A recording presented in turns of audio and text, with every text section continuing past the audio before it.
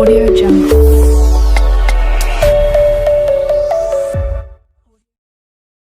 Hello जी, most welcome. आज आप लोगों का फर्स्ट क्लास है, क्लास 11th का।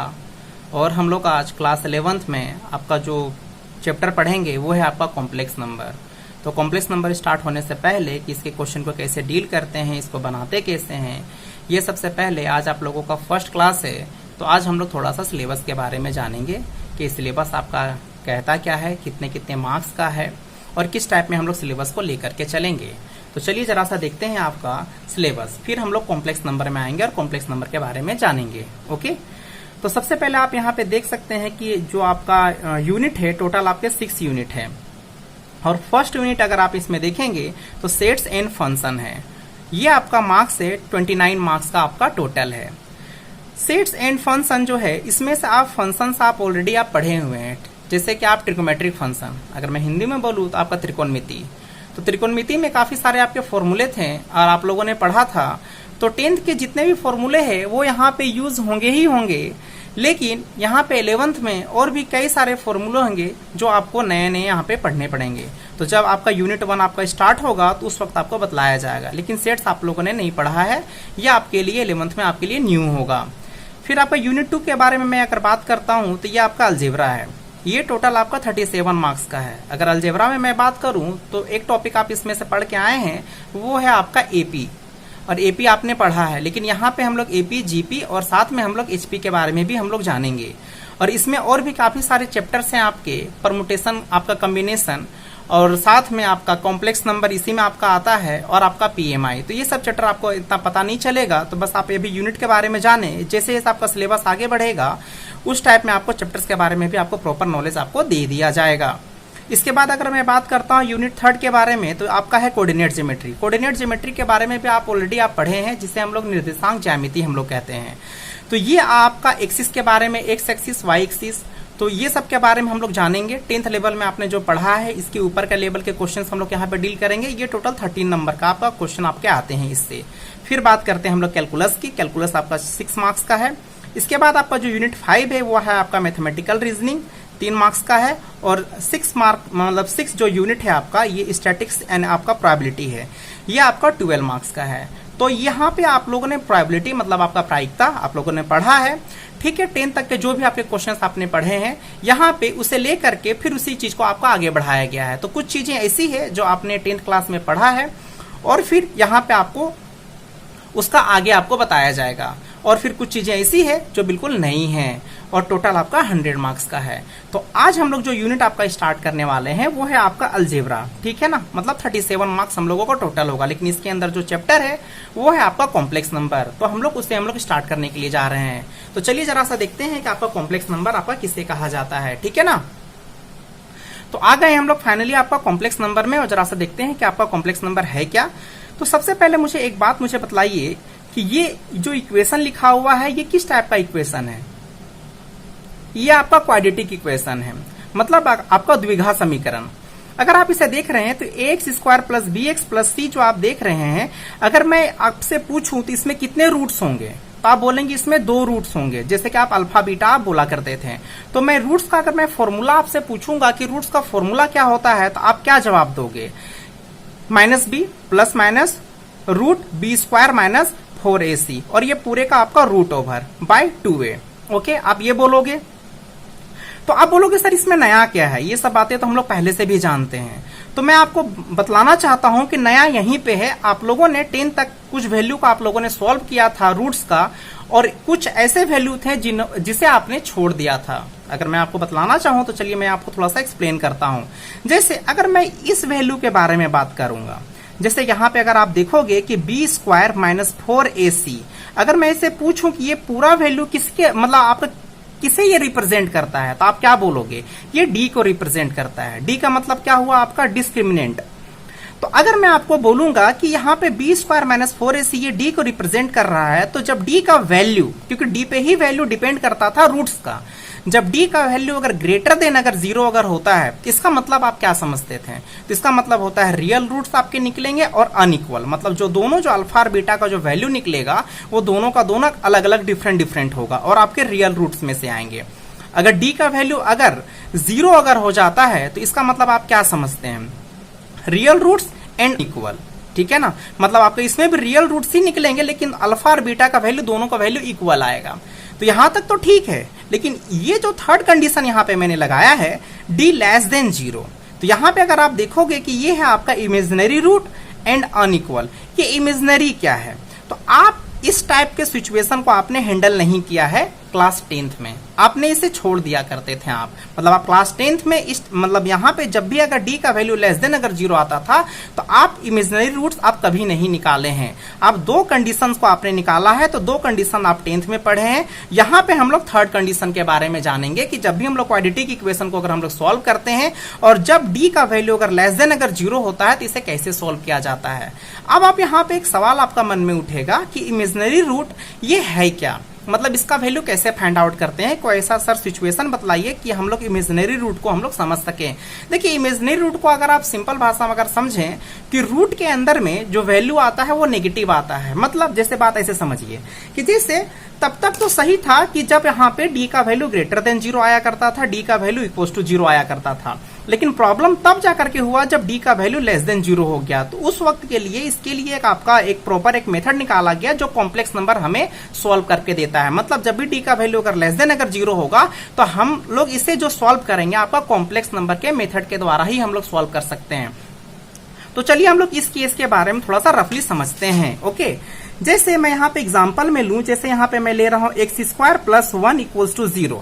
मैं इसे अगर आपको मैं सॉल्व करने के लिए बोलूं कि जरा सा इसे सॉल्व करके मेरे को बतलाइए कि इसमें वैल्यू कितना आने वाला है, तो आप बोलोगे कि सर इसे x² हम लोग -1 ले लेंगे और x यहाँ पे √(-1) और यहाँ पे प्लस माइनस लगेगा क्योंकि यहाँ रूट है तो यहाँ दो वैल्यू निकलेगा। लेकिन आप इसे आप सॉल्व नहीं कर सकते हैं, इसलिए नहीं सॉल्व कर सकते हैं क्योंकि रूट के अंदर में जो वैल्यू है वो आपका नेगेटिव वैल्यू है, मतलब -1 आपका आया हुआ है, तो आप इसे फाइंड आउट नहीं कर सकते हैं।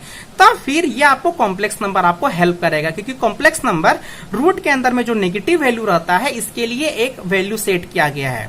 तो चलिए इसको बतलाते हैं कि वो वैल्यू क्या है और इसको कैसे फाइंड आउट किया जाता है। तो यहाँ पे उसके लिए आपका आया है आयोटा। आयोटा इमेजिनरी रूट का यूनिट होता है और इसे रिप्रेजेंट हम लोग करते हैं आई से रिप्रेजेंट करते हैं, ओनली आई के साइन से। और आई के लिए एक वैल्यू सेट किया गया है। अगर आप बोलोगे कि सर आई के लिए वैल्यू क्या सेट किया गया है, तो आई के लिए √(-1) सेट किया गया है। मतलब यहाँ में देखिए, यहाँ पे मैं फिर से मैं लिख दे रहा हूँ, आई का वैल्यू √(-1) सेट किया गया है, ठीक है ना। तो मतलब जब भी अगर आपको आई आपको दिखेगा तो आप जान जाइएगा कि ये आपका इमेजिनरी रूट का आपका यूनिट आपका है और साथ ही साथ इसका वैल्यू कितना होता है आपका √(-1) होता है। ओके ना।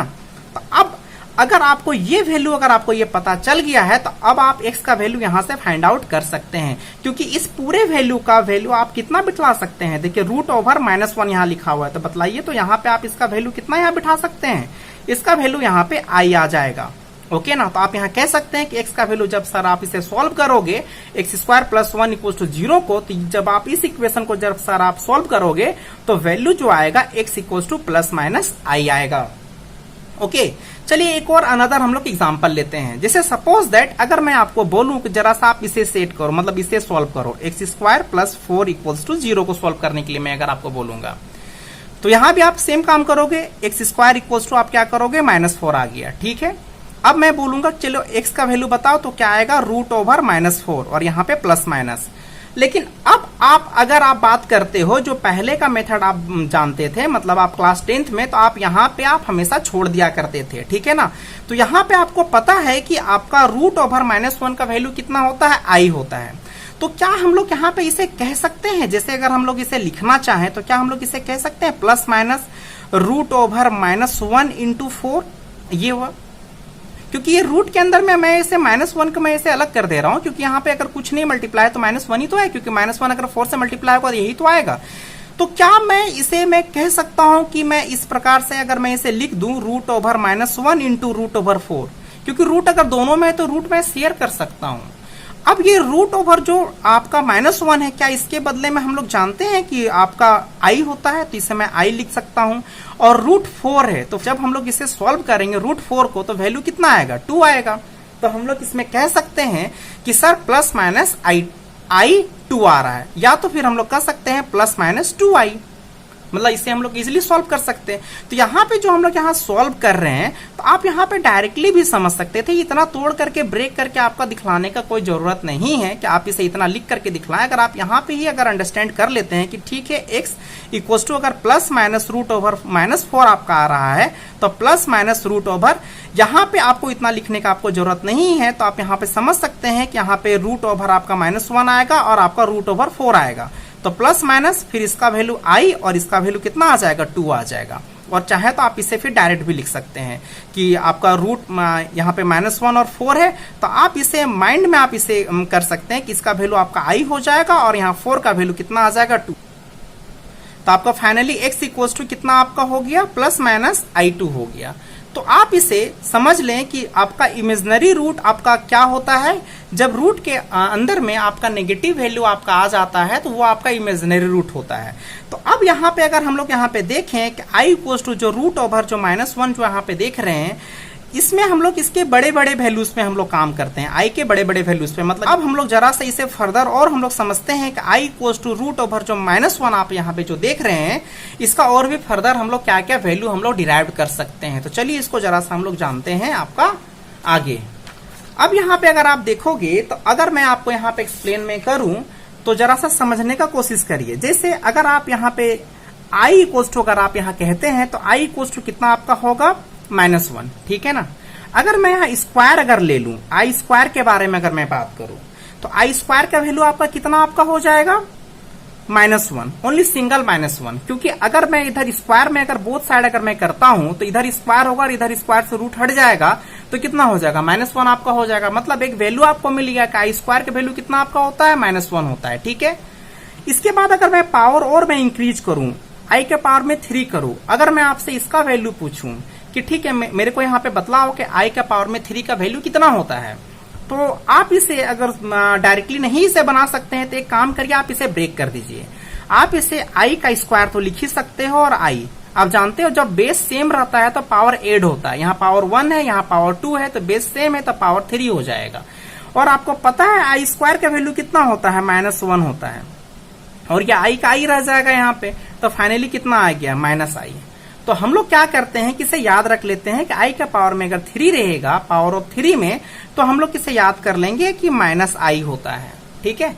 और मैंने यहाँ पे आपको ब्रेक करके मैंने यहाँ दिखला दिया है। इसी तरीके से अगर हम लोग i के पावर में 4 अगर हम लोग ले लेते हैं, पावर ऑफ 4 के बारे में हम लोग बात करते हैं, तो आप इसे कह सकते हो कि सर इसमें एक काम कर सकते हैं, i स्क्वायर लिख सकते हैं, फिर i स्क्वायर लिख सकते हैं, क्योंकि हम लोग जानते हैं कि बेस सेम रहता है तो पावर क्या होता है आपका, ऐड होता है, ठीक है।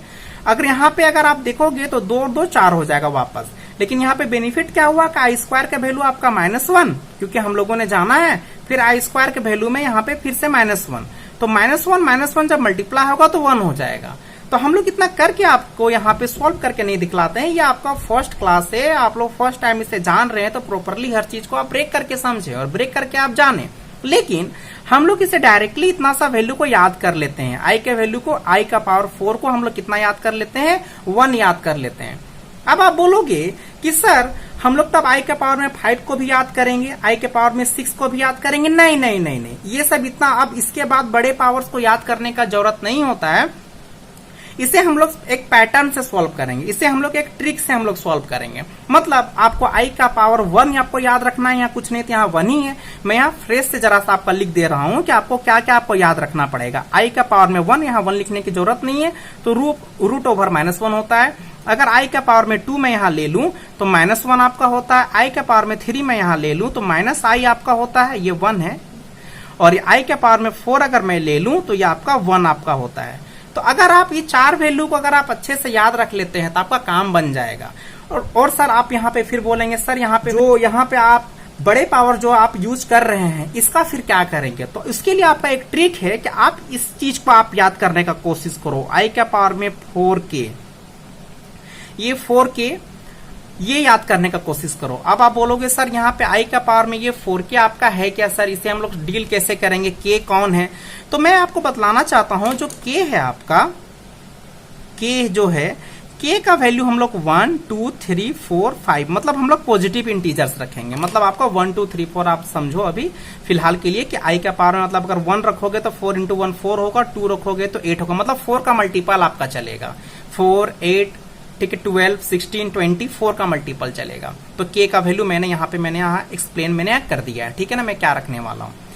तो इससे क्या होगा, तो इससे ये होगा कि अगर i का पावर में 4k है तो जो वैल्यू यहाँ पे i का पावर में 4 का आ रहा है 1, तो इसका भी वैल्यू कितना होगा आपका 1 होगा।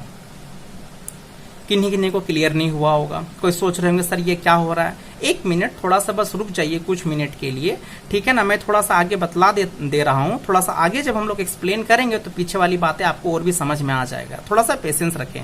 जरा सा देखिए, अगर i का पावर में 4k प्लस मैं 1 लिख दे रहा हूँ, ये पावर पे है, ये पावर में लिखा जा रहा है i का पावर में 4k प्लस 1, तब आप क्या करिए, इस 4k को आप ध्यान मत दीजिए, यहाँ रिमाइंडर जो बच रहा है ना इसके बारे में आप जानिए, मतलब प्लस 1, ये प्लस 1 रिमाइंडर ही आएगा। अब रिमाइंडर ही कैसे आएगा इसके बारे में मैं आपको बतलाऊंगा। ये जो एक्स्ट्रा आपका प्लस 1 करके आ रहा है, तो i के पावर में ये 1 के बराबर होगा। तो i के पावर में 1 कितना का वैल्यू है, यहाँ पे आपका 1 है, तो यहाँ √(-1) होगा। चलो अगला आप ट्राई करके मेरे को बतलाओ, i के पावर में 4k प्लस 2 के बारे में मेरे को बतलाओ।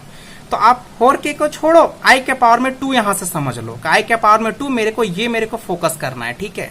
तो i के पावर में 2 को समझो, तो कितना है i के पावर में 2 का, -1 है, तो -1 यहां पे ले लो। अब इसी तरीके से i के पावर में 4k प्लस 3 को ले लो, कितना ले लो, i के पावर में 4k प्लस 3 को ले लो। तो ये जो 3 आ रहा है तो आप बोलोगे सर तब तो आप i के पावर में 3 के यहाँ पे लिख देंगे, i के पावर में 3 कितना है सर, -1 मतलब -i है, तो आप बोलोगे सर -i लिख देंगे। हाँ बिल्कुल ठीक है। अब इतना अगर आपको याद रहता है तो आप देखिए इसी पैटर्न पे ये बना है, लेकिन यहाँ पे एक कंफ्यूजन है कि ये मतलब सर ये प्रॉपर क्या है ना, ये क्लियर नहीं हो रहा है। 4k प्लस 1 क्यों लिखे हो, अभी आपने रिमाइंडर बोल दिया था, 4k प्लस 2 क्या लिखे हो पता नहीं चल रहा है।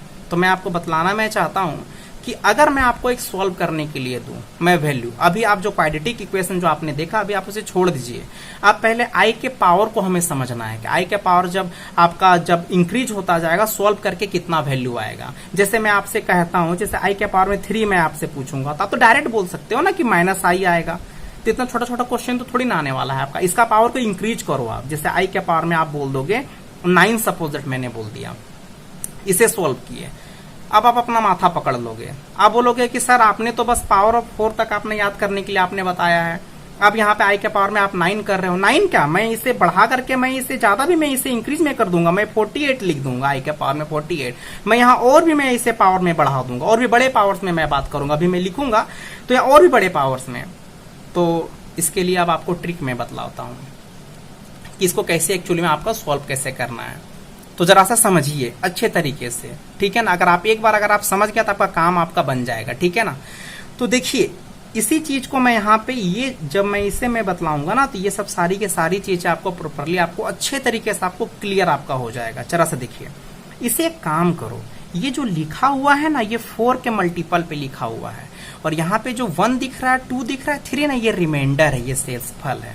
एक काम करो, जब भी अगर i का पावर 4 से बड़ा अगर आ जाता है तो इसके 4 के डिवीजन में आपको दो, मतलब इसके 4 के डिवीजन में लिखो, और जो रिमाइंडर बचता है इस टाइप में पैटर्न में बदलो। मतलब ऐसे समझिए, क्या मैं इसे लिख सकता हूं, i के पावर में 9 को मैं सॉल्व कर रहा हूं, 4 इंटू 2 कितना हो गया 8, तो ये तो आपका 9 8 के करीब आपका है, ठीक है ना। तो कितना मैं ऐड करूंगा 8 में कि आपका 9 आ जाएगा +1।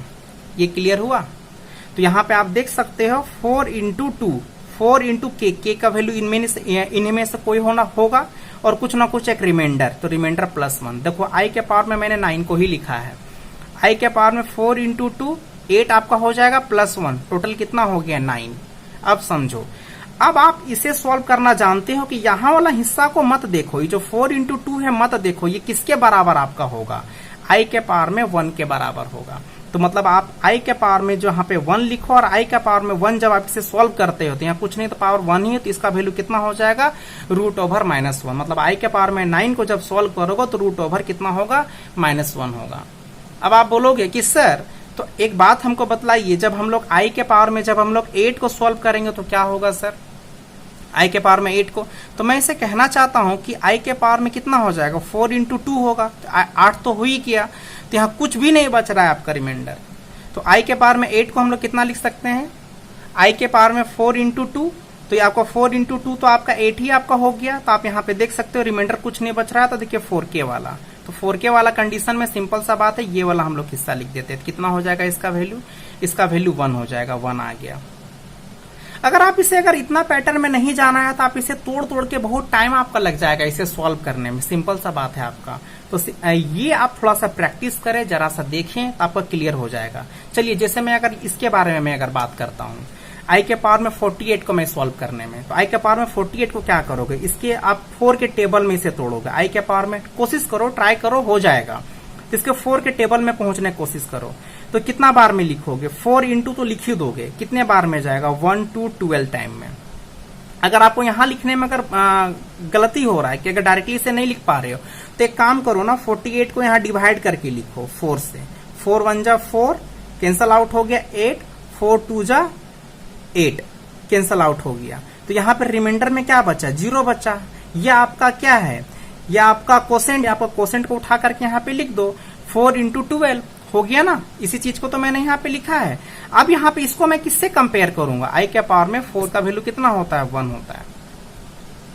थोड़ा सा आपको लग रहा होगा कि शायद कॉम्प्लिकेटेड है नहीं, सिंपल सा बात है। आप आई के पावर, आप आई को याद करो √(-1), आई स्क्वायर को याद करो -1, आई के पावर में क्यू को याद करो -i, आई के पावर में 4 को याद करो 1। और यहाँ पे आप देख सकते हैं, यहाँ पे प्रॉपरली आपका एक्सप्लेन भी किया गया है कि ये सब चीजें हैं क्या, इसे सॉल्व इसे कैसे करना है, ठीक है ना।